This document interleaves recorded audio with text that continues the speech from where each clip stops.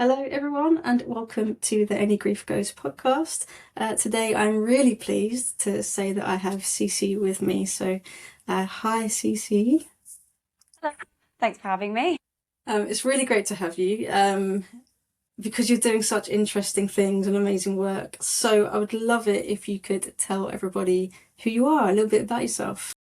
Yeah, absolutely. Thank you, Brianne. So, yeah, like you said, my name's Cici. I used to be a young dementia carer for my dad, Neil. He was diagnosed with a rare form of young onset dementia when I was 11 and he was 54. And that meant that by the time that I was around 14, 15, I was one of dad's primary carers alongside my mum and my brother. So, that kind of then shaped how I progressed into my future and my career, and I really wanted to learn as much as I could about dementia. So ended up going to study psychology and then neuropsychology. And unfortunately, when dad passed, I decided let's take a step back because, grief is such a heavy emotion and I wasn't processing it properly in the role I was in. So I took some time away, and after having 5 years to kind of work on my grief and actually go to therapy and try my best to make sense of it, I realized that what I really wanted to do was to contribute to the field I had been researching originally, but this time from more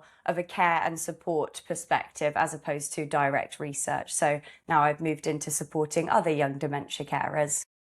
Yeah, that's fantastic. I really love what you've done because I think there are so many people that experience something like that and then have an intention to show up in that space and then perhaps because of their grief pull back and then never return, even though there's so much to give. So I think it's a huge testament to you to be able to do the work, come back and Thank you. and do what you're doing. So that's fantastic. Um, I was a social worker for a little bit, so I saw the weight of carers when they're really young, because it's a lot to cope with, and your mind isn't fully formed yet. You don't fully understand everything that's going on, and you're pulled in so many different directions from school to home. And there's a responsibility level, right, which is a lot more than a lot of other kids have. Can you say a little bit more about what that was like day to day caring for him? Yeah, absolutely. I mean, it was almost like living a double life, kind of like Hannah Montana, but not the best of both worlds. Instead, you're kind of getting like the worst of both worlds because, other kids your age are learning maths, English, science, having fun, making friends, like learning how the world works. And of course, you are as well. But at the same time, you're faced with mortality, grief, loss, big complex emotions that people your age really shouldn't be exposed to, and most of them aren't, which means that you're left in this space feeling very misunderstood and not knowing how to express your feelings to other people. Because I think, unlike, I'm not saying it's always easier when you're an adult to express that grief, to ask for support, or to share those emotions, but as a child, I think even as basic as like we lack the vocabulary to be able to explain what we're feeling, and you don't have the reference of being able to like talk to other people or having had life experiences that let you understand that okay, these feelings are actually very normal, even though they might be very unpleasant. It's not an uncommon thing to feel, but at that age you're kind of just trying to do your best to keep yourself afloat, stay on top of homework, make friends. Obviously, I think it can affect your behavior as well. So you're maybe not the most social. So people might think, oh, she's really shy, or she doesn't really want to engage, or she doesn't want to make friends, which is not the truth. But you're almost hoping that somebody else will take on that responsibility of reaching out to you instead of you having to, dig for information or try to tell people how you're feeling. Yeah, and that's interesting because not all adults are adept at doing that, being able to notice and reach out, or themselves have the vocabulary to respond, and relate to such a young person. Um, Yeah. what was your experience of that? Did you find at a young age anybody that could do that for you or that was helpful for you? I think it took a while. Certainly within the family, there was a lot of support. We are a very close family, and so we were able to be quite open further down the line of caring. I think once all of us had settled almost into those roles of being able to say, hey, it's feeling a bit heavy for me today, like could mum or could my brother step in or something. But in terms of other people, I think initially you kind of get met with a lot of confusion, particularly with younger onset dementia, because people are like, well, he can't have dementia, he's only in his 50s. You know, it's probably depression, it's probably stress, brushing it off as everything else under the sun, but not dementia, because how could it possibly be that at that age? But of course it is. So you're not only dealing with this barrier of not knowing how to deal with your grief, but a lot of people actually minimized my grief so much because they would say things like, well, he's still here. You know, he's not dead though. He's still at home. You can still spend time with him. And yes, that's true. But you're not seeing the day to day of how hard it is watching my dad slip away piece by piece. So that actually didn't feel helpful at all. I think it was only when I kind of got to university and, of course, was then studying psychology myself and had a tutor who was within that department and had a background in neuroscience, neuropsychology, that they understood a bit more about Dad's condition and were actually able to offer helpful advice. And what was it like for you doing your growing up alongside your dad who was losing his memory? What was that like for you in terms of your own understanding and development, do you think? It was hard. I think, like I said before, you know, everyone else is growing up having these kind of normal life experiences, and you are having moments of those, but you are also having this other life that is completely different from anyone around you.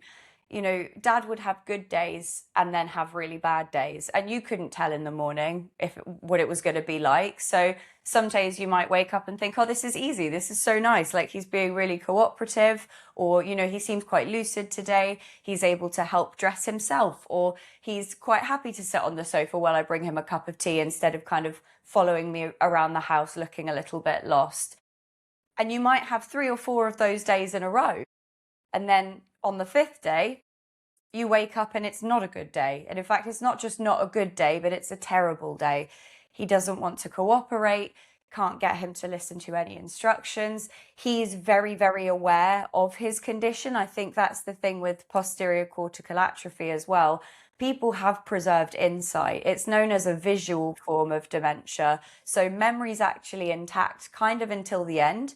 So it was like you'd get up and there was almost like this person in the house, and maybe this sounds horrible, of course it's Dad, but it wasn't really Dad. It was almost this figure that, like, is he going to be in a good mood? Is he going to be in a bad mood? Is he going to cooperate?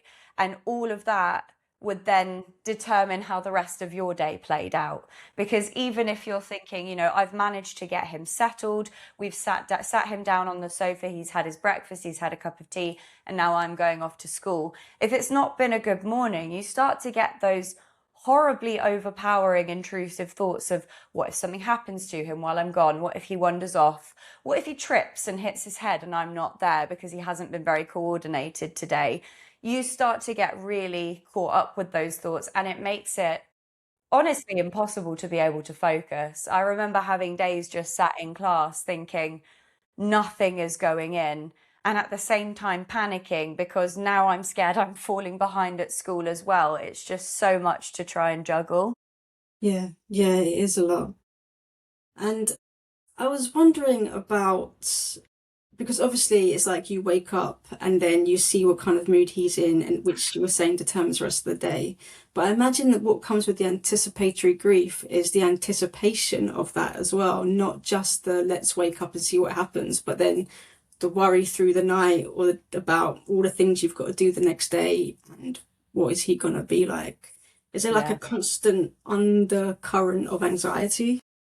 I think it's a weird one because when I first experienced it, I didn't know what that feeling was because I'd lost grandparents before. I had experienced grief, unfortunately, at a younger age than Dad was diagnosed. And so I knew what that felt like. And I had also lost both of my nans to dementia. So I'd kind of had this relationship with dementia before.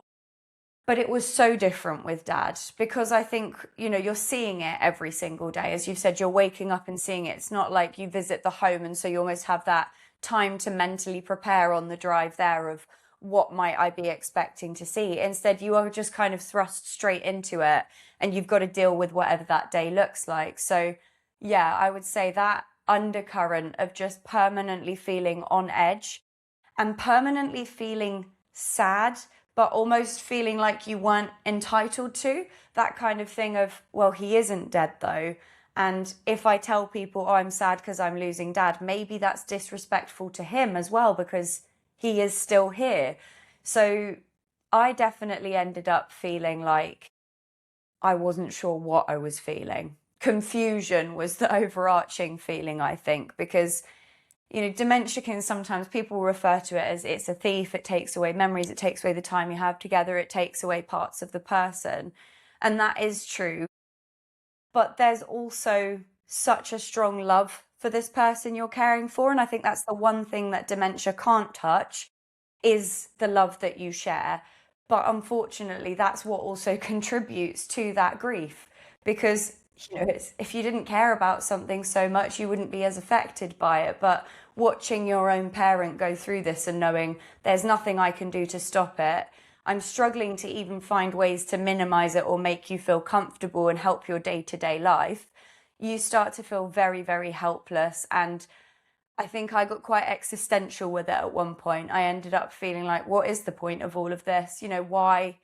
Why would, we be put on earth just for people to suffer in this way? It didn't make any sense to me and pushed me into quite a dark space, I think. I think that existential kind of thoughts are quite common with this kind of thing. Uh, how did you, yeah, how did you come to terms with that? Was that much later when you went to university and started to learn more? I think I had been experiencing it, I think it didn't help that I kind of grew up in the era where like Tumblr and a lot of online stuff was quite accessible, chat rooms where, you could kind of share some of these thoughts that were a little bit darker, but maybe it wasn't the best place for you to be sharing them at that age. And it's not to say that my parents weren't, being careful with what we were using on the internet, but I was, 16, 17. I can go out by myself. I have a phone at this point. Like, I'm capable of getting onto the internet. So, I was trying to find support and not handling it very well. So I think it got quite dark for a period of a few years until I ended up going to university and engaging in therapy as well. One of the biggest things that helped me was, I think, because I didn't know what to do with this feeling, which at the time I wasn't calling, anticipatory grief or living grief. I was just calling it struggling to care for dad and not sure what I'm feeling. And it did push me to a place where I felt that the only release, unfortunately, was hurting myself, because it gave me that moment to not have to think about what was happening at home and instead focus on, the pain of what I'm feeling right now that's physical, because a physical pain felt so much more manageable than whatever this emotional turmoil was. And it's only when I actually showed my mum, because I didn't want to be hurting myself, I just didn't know what to do. And it's only when I showed my mum what I had done that she immediately was like, we need to get you some professional help. You need to find a place to talk about this. And obviously, like, within the household, that's not the space for that. So I ended up going to therapy and it was there. It took me a few years to engage with it. It's not like I went and suddenly things were better. I was reluctant at first. I thought, I don't want to open up to you. You know nothing about me. You know nothing about my family. This feels uncomfortable. I felt quite judged as well, not by the therapist, just by the process. And so I think it took me a while, but once I started engaging in therapy, once I actually found a therapist that I found it easier to get on with, and it's maybe worth noting as well, it took me about 6 different types of therapy. I tried like Gestalt therapy, art therapy, walking therapy, all sorts, and eventually found something that worked. But it's only because I stuck with it that I eventually got some clarity on those feelings and understanding that when dementia is involved, or when any terminal illness is involved, really, that anticipatory grief, that living grief is going to be in there. And I think it also taught me a lot about, secondary loss and the idea of like, Dad's the one with the diagnosis, but I'm now seeing my mum less as well because she's had to take extra work to be able to support the family. So there's all these other things. I think a big part for me too was when Dad actually passed, I felt like I lost my identity because I had seen myself as a carer for so long that I didn't know who I was without that role anymore. Yeah, that's I think because you've done it for so long as well, literally for years, and that's your first thought in the morning, you're thinking about it all day, your first thought at night, that is a pattern that it's like a hypervigilance that just stays in your body for ages as well, isn't it? And that identity. Absolutely. How did you, yeah, I'm really interested in that, how you got your way out of that to develop your own identity again. Again, I think it came down to a lot of recognizing that I wasn't in a good place. I think it would have been very easy for me after my dad passed to sort of go off the rails a bit. I think not people would have expected it, but people would have understood it if I decided, oh, I just want to go out. I'd always been quite an adventurous and outgoing person, and I'd done a lot of traveling and I liked making friends.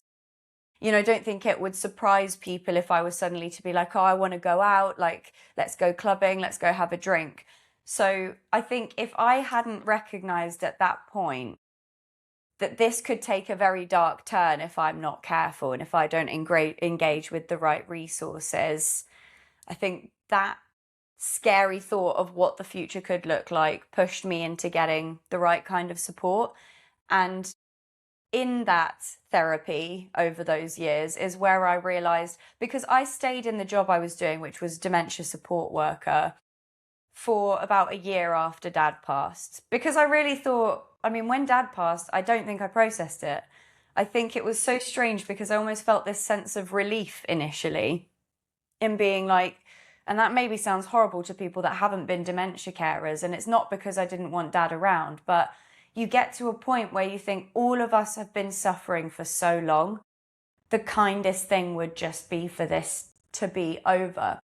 And so you have thoughts like that.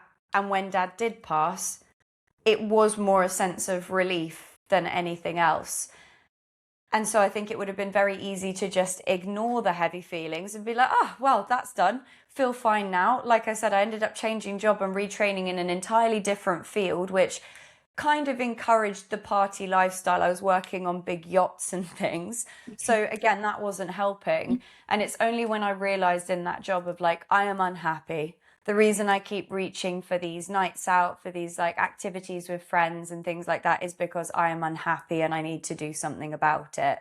So I'd been going to therapy the whole time, but I wasn't engaging with therapy the whole time, if that makes sense. So I was kind of just showing up, saying what I felt they wanted to hear, and then kind of leaving, and I was getting nothing from it.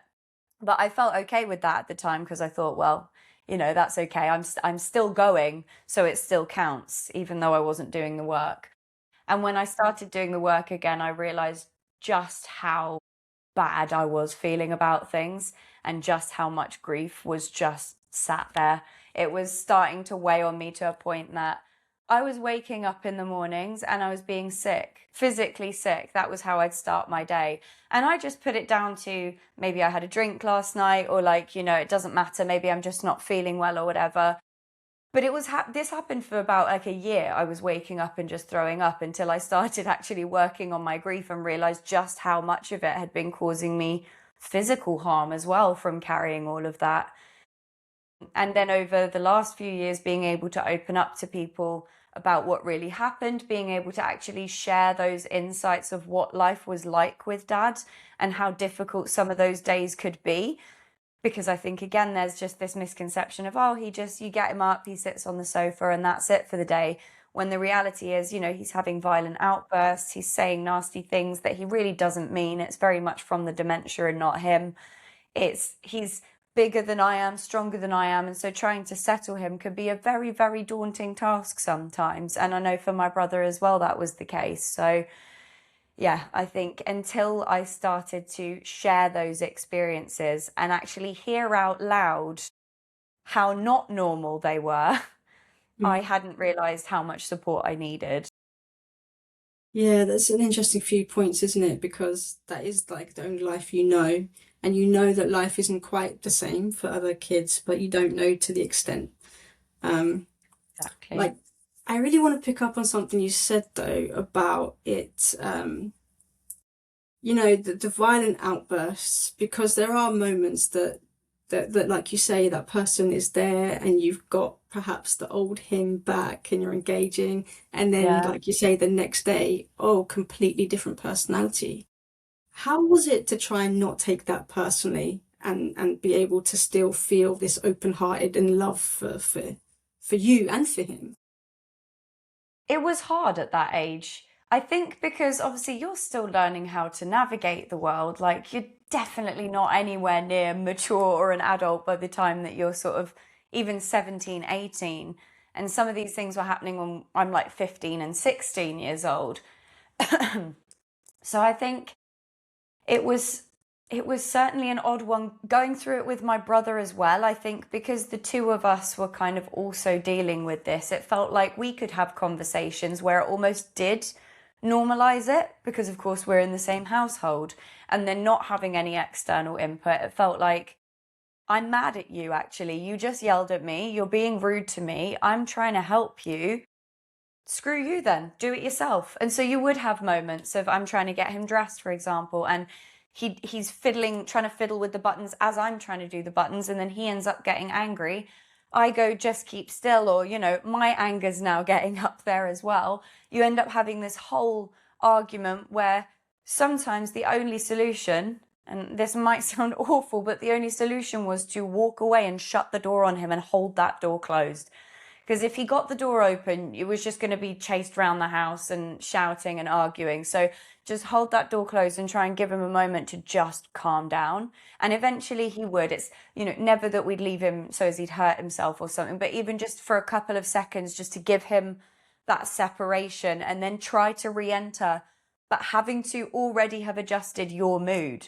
So, like, you might be absolutely furious and just feeling completely defeated. But now I've got to put on a big smile and go back in the room and be like, hey, Dad, what's going on? Oh, let's try again. Because if I go in with the same energy, we're not going to get anywhere and someone might get hurt. So it's just easier to try to settle things. But it does feel very hard as a child to think this is a person who loves and cares for me, but I am supposed to sit and accept the fact that they are shouting at me, they're being aggressive, they're being rude, they're, making comments that I don't like. And then almost that phobia of, well, I can't bring friends round because what if that happens, when they're here? What if he says something to them? What if something happens to them? You've got all of these thoughts going on and you feel very conflicted because you love me, but you're hurting me. And I think that actually set me up quite negatively for parts of my future, particularly relationships, because I almost accepted that if this person says they love me, then it's okay if they hurt me because they probably don't mean it. A bit like Dad, maybe it's not in their control. Maybe they're not doing this on purpose, when the reality is that they were being quite manipulative or trying to make a situation seem a different way and then just cover it up with, oh, but I love you, I care about you. So I think it was hard to process at the time, and it's actually taken me a number of years after to almost reconcile that feeling with the rest of my life as well. That's such an interesting distinction to make because as you were talking, I was thinking, oh gosh, the communication and emotional skills that you had to learn way before anybody else, how incredible. And that must have set you up to be this well-rounded person. But I hadn't actually thought of the nuance around it, of the perhaps impactful negatively. Uh, yeah, thank you for sharing that. Um, what really strikes me about what you're talking about is really heavy, right? There's so much going on, there's a lot of stress, but you had no outside support. Your family had to manage that completely independently on their own. And I think many households do, but that's something that is really hard to accept and fathom, that there wasn't anybody helping. What what did that feel like? I think when you're younger, when I was a teenager and going through this, I didn't really notice it because I think you're not aware of what support should be in place. I mean, we knew it was difficult and we knew that we were struggling with Dad, but it almost felt like, well, no one else at school is going through this. So, of course, the school don't really have that many resources to be able to help. The neurologist that Dad saw was incredible and he absolutely did his best to try and support us as a family. He supported me when he found out that I wanted to go on and study this. He did what he could to make sure that I was getting in connected in the right places and really being supportive of that. But it is a very strange feeling because I think you're kind of left like, well, how come no one's helping? And you start to feel like maybe we're not deserving of help. And I think one of the hardest things was then recognizing growing up, and that's not to say my family are not, we're not the worst off, but we're also not the best off. We're kind of in that middle that unfortunately, not doing so great at the moment, but we're by no means poor or anything. But we couldn't really afford care if mum wasn't working. I mean, not really. We couldn't afford care if mum wasn't working. And I think looking around and seeing that there were other people in some of the support groups I went to later who had so much money that they just had all the care in the world and they were looking after their loved ones at home and almost looking down on families like mine who were having to put our loved ones into a care facility because we can't meet their needs at home. We can't make these adaptations to the house. We don't have the funding to have live-in 24-hour carers. We don't have enough rooms to be able to have, a living care or anything. And yet seeing that there are people who can just, I know that money never solves the issue of dementia, and it's just as horrible no matter where you set on, that tax bracket scale. But seeing that other people were able to have, longer periods of good days because they had other carers, or seeing that they weren't completely burnt out and exhausted, so couldn't enjoy a good day when it happened because they'd been caring so intensely because these people have extra carers. That is where I think it really started to sting. And that's where I really felt the lack of support, because I think that pushed me back into that existential feeling of like, well, why is someone's life and care worth more than somebody else's? Like that, it wasn't adding up for me and it became quite heavy to live with. Yeah, that sense of unfairness and injustice is definitely a hard one to take. I can understand that. Would you be able to talk a little bit about the transition of when your dad went into a home and what that was like for you and for him? Absolutely. I think I had been at university in the few years before Dad went into a care home and was still there at the time that he went into the care home. And I think for me, the changes had become a lot more obvious than they were for my mum or my brother who were still at home, because of course they're seeing it day to day. And, if you're seeing it every day, even the little fluctuations, it kind of doesn't look as bad as me coming home after even 4 weeks, 5 weeks, and suddenly seeing how much Dad has deteriorated, how many skills he's lost, from the last time I came to now. Dad's not able to kind of have a conversation with me. And that was a really scary feeling because, of course, then you're dealing with the feelings of guilt of not being there. And when we made the decision as a family that Dad would be better supported in a care home, I think actually it kind of came back to that, like I was saying about when he passed, it was almost that feeling of relief a little bit, because you're thinking, oh, I can finally let go of this worry that I had for my mum and brother who were dealing with it day in, day out. And instead, I know at least that, yes, it's emotionally hard for all of us, but mum and brother aren't having to wake up every morning and immediately try to support Dad. Instead, they can actually take time to get themselves ready. And when we do go and visit him at the care home, the quality of our interactions is so much better because someone else has already done the personal care. Someone else has already brushed his teeth. He's already dressed. So now when we're visiting, we can just sit and watch a movie. But I think there was almost a grief and a sadness in that, because you're feeling like all those years we were caring for him at home, in that middle period where we really could have done with the help, but no care home would take him yet, because that was another issue with it being young onset dementia, is that they were like, we won't take him if he's under 65. So we had a real struggle to find anywhere. So I think we'd been looking to move him into a home for a while before we were able to. And then when we did, there's this sense of relief, but also this sadness for, I wonder how much more quality time we could have had, how many fewer arguments we would have had he been in this home beforehand. And I think for our family, and I know for many families, it was incredibly difficult because Dad ended up being stuck in the care home during COVID and we couldn't visit him. We weren't allowed to go and see him. And when they did eventually open it up that we could go and see him, they said that it had to be behind a plastic screen. So we couldn't physically touch him, we couldn't hold him, we couldn't give him a hug.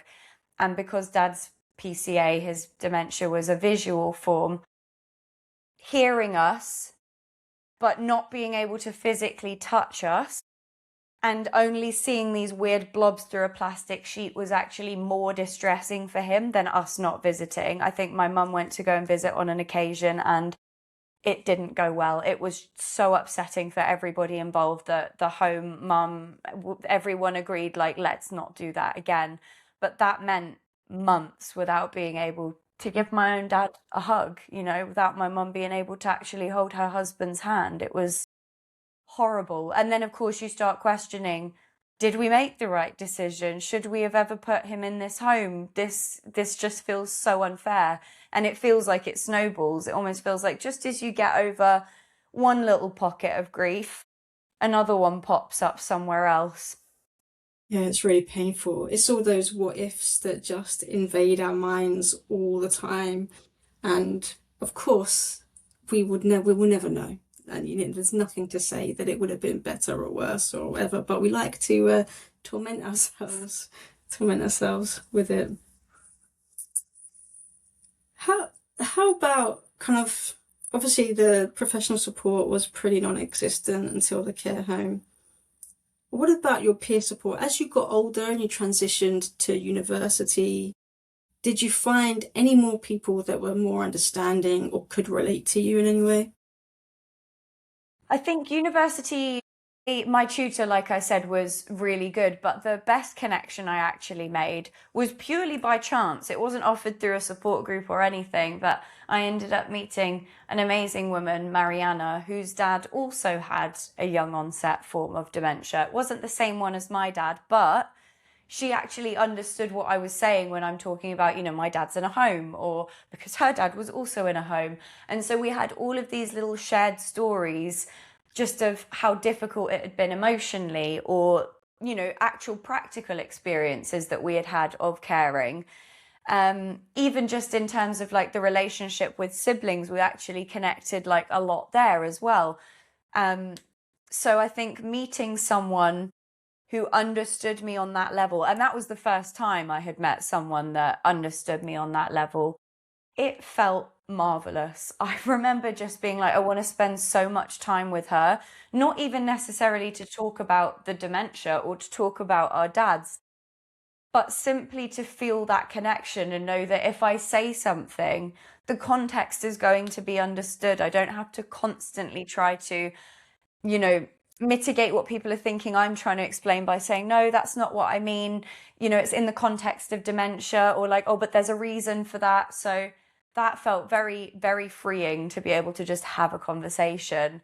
And unfortunately, there weren't really any other services I found where I was able to do that. For a very long time, it was just myself and Mariana kind of supporting each other, I think. But ultimately, that's what's led me to kind of create the support space that I've made now, because I recognise that there isn't really anywhere for younger carers, particularly younger dementia carers, to come and just feel understood and have a chat and meet other people who get it. Mm. Yeah, I was going to ask you about that, do you remember that exact moment that you thought, no, I need to return to this is what I'm meant to be doing? I do actually, and it might sound crazy because it felt like quite a spiritual experience. obviously I was away working on the boats at this time, and beautiful boats and everything, and I'm seeing some of the world's most beautiful places. I feel very blessed to have had the opportunity to do that job. But I remember we were sailing out of Italy, and I was just kind of stood there looking at the water and the beach, being on the water, like boats. That was all stuff I had done with Dad. That felt connected to Dad, which is why I had gone back to it anyway. I had wanted to try and feel closer to him. And I just got this chill of thinking, I have all this academic knowledge, because of course I've spent the last like 6, 7 years studying this academically, but I also have like 14 years of lived experience, and I'm not using it. And I actually almost felt this guilt of, there is so much good I could be doing. As much as I'm having fun at the job I'm doing now, this isn't contributing anything to society. You know, like we're not saving lives here. If I wasn't here, somebody else would be, and it wouldn't really make a difference. But I know that, hopefully it doesn't sound, too cocky, but I don't think there's anyone that has the experience to do what I would like to do in terms of support, because I feel like, I've lived through it. I've got the academic knowledge. It would be a real disservice to every other young carer to not set something up for them. And once that kind of seed planted itself in my mind, I couldn't get rid of it. I tried to brush it off, being like, no, we've left that behind. We didn't want to go back to that. That's maybe in another lifetime.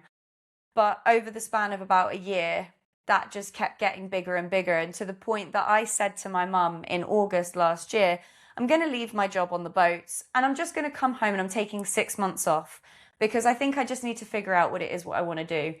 Within like 3 days of being back in the UK, I'd set up the business. I just couldn't stop myself. The pull was so great to have to do this. And I have to say, even now, looking at just how much it's grown since kind of like August, September last year, it's really reassured me that this is the right thing to be doing, and it makes my soul happy. For the first time in my life, I think I have a job where I am genuinely excited to wake up in the morning and see what the day holds, because I know that it's going to be filled with beautiful connections with other young carers, or, even things like this, having the opportunity to come and share my family's story to see if we can raise awareness and support other people. So although it came from something so negative, quite literally the worst, darkest parts of my life, it feels beautiful to now turn that into something productive. And it did feel like a pull in my core. I couldn't ignore it. Well, I think with your psychology, I think if you go into the human psyche and Jung especially, they will tell you that your gifts are in your wounds, and that's playing out, isn't it? Yeah, for sure. For sure. I mean, I did a lot of like courses looking at different archetypes, trying to understand my own psychology. And I think that's very much where I realized I was carrying this badge of almost like this wounded healer. And that actually, that does have some really bright aspects, but there is a lot of shadow there as well, because you can't constantly put yourself in that wounded position. At some point, you have to start healing yourself too. And I think that's what I recognized in that time away was, in order to support and help others, first I have to do the work for me. Yeah, and that's quite a journey, and no one will ever know exactly what you went through to do that. No one can possibly know, but can imagine. Very challenging, very challenging. So tell us about the business. Tell us what you do. Amazing. So yeah, it's called Seeing Dementia Differently. I actually started it a while back as a YouTube channel where I was kind of just talking about my experiences of being a carer, trying to offer support to other young carers through videos that they could show to their teachers or show to their parents to help express maybe what was happening at home with their parent or with their own emotions. And of course, when I left the support role, that kind of paused as well. But then I decided when I came back, let's launch it as a proper business. So we still very much have the social media aspect. There are still amazing episodes on YouTube that you can go and watch and are regularly updated, including carers conversations where we have these deep one-to-one conversations with other dementia carers and young dementia carers, particularly around rare dementias and things as well. to help people recognize that the symptoms might be different from your typical memory-led Alzheimer's, and the challenges the families are facing are also very different from the challenges you might get in typical memory-led dementias. So we have that aspect. And then I realized that wasn't enough. I wanted to actually be able to offer proper support. So we also have guidance calls, which are for young dementia carers or for people who are caring for someone with PCA, where we can discuss tips, strategies, practical adaptations, but also provide a listening ear, knowing that you're going to be understood because you're talking to someone who has also lived this and has the academic knowledge to kind of support what's going on as well. And then I realized carers don't always want to talk about dementia. And in fact, there are a lot of places for people to go and discuss dementia, even younger onset dementias. Dementia UK has an amazing network. People at Lorenzo's house as well, amazing groups with brilliant support, like ours as well, of course. But I realized what was missing was a place for these young carers to have fun and connect. And that I enjoyed my connection with Mariana, for example, because we hadn't met at one of these grief or dementia support groups. And it had actually just been, I think, over a pint at the local pub, which was much nicer. So now we're focusing on also doing activities. So we have a carers karaoke coming up in July. We've also got pottery painting, pub evenings, obviously for the younger adult carers. And I'm also looking at doing a boat trip down in Plymouth this summer to just give people the opportunity to come, hang out, connect with others who get it. And if you want to talk about dementia, you absolutely can, and you know you're going to be understood. But if you don't, that's absolutely fine as well. At least you can come and connect. And the idea is just to give people a little bit of respite from that caring role too. So young carers, friends of seeing dementia differently, and people who are living with a diagnosis are all invited to come.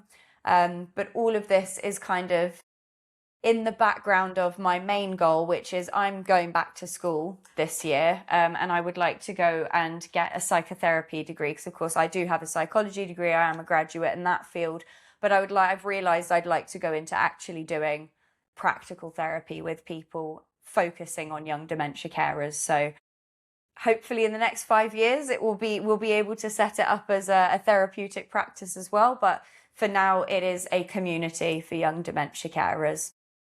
Yeah, that sounds incredible.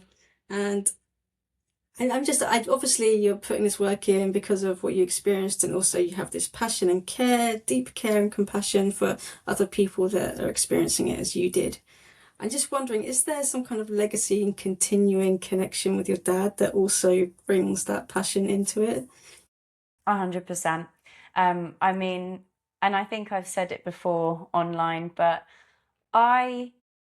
my dad and I used to have this thing of when I would travel abroad and stuff by myself, and I would feel scared or lonely or upset, he would say, just look at the moon and know that I'm looking at the same thing. So we can't be that far apart. And so now I like to pretend that my dad is on the moon. So I go and talk to the moon. If I'm feeling a bit lost or I need a sensible conversation with him, I will just go outside and talk to the moon. And I give him updates on how the business is doing, because, yeah, this wouldn't exist without him. I think everything I do is in honor of my dad. And that's why in a lot of my content online, particularly on the TikTok and Instagram channels, if I talk about dad, his name always gets mentioned. If I share pictures of dad, it's always when dad was healthy. You know, it's a personal choice that I don't want to share photos of my dad when he was in the late stages of dementia or doesn't look like himself, because that's not how I remember him and that's not how I want to remember him. So being able to connect to that, and I think that's another part of being a dementia carer. You've spent many years building up this memory of this sick person in your mind, that when you lose them, it can feel very hard to remember them from before. And for me, in being able to do this work now, it builds that memory of dad as he was before the diagnosis. So I feel like I have him back as I remember him. Yeah, that's so lovely. Thank you.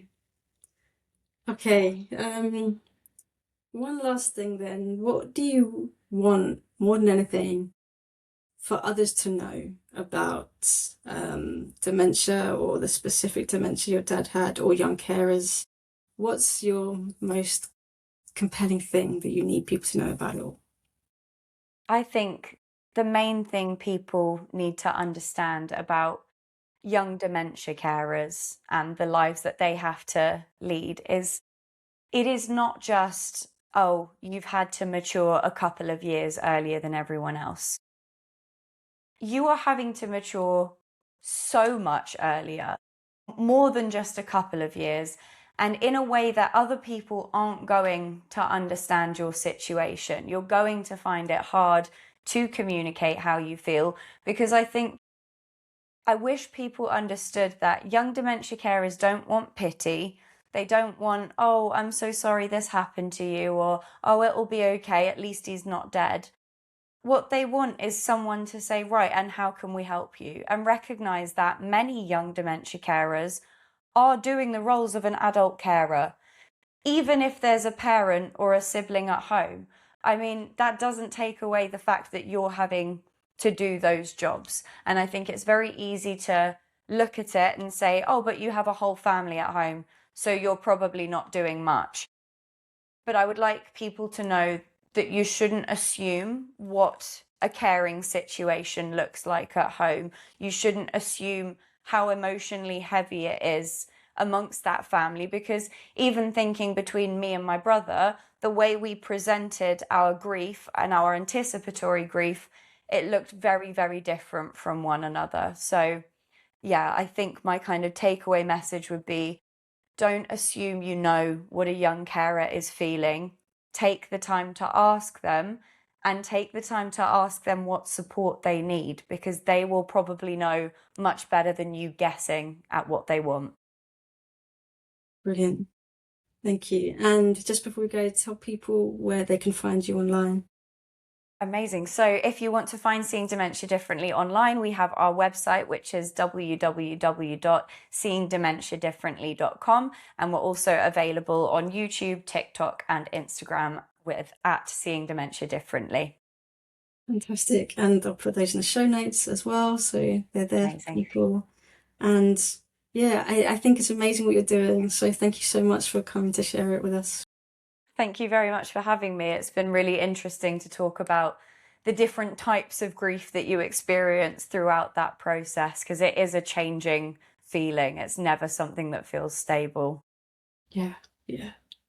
And that's another thing just to put out there for anybody knows somebody who is grieving. There will be more than one grief going on. So to be aware of that holistically is important. All right, thank you very much. Brilliant. Thank you.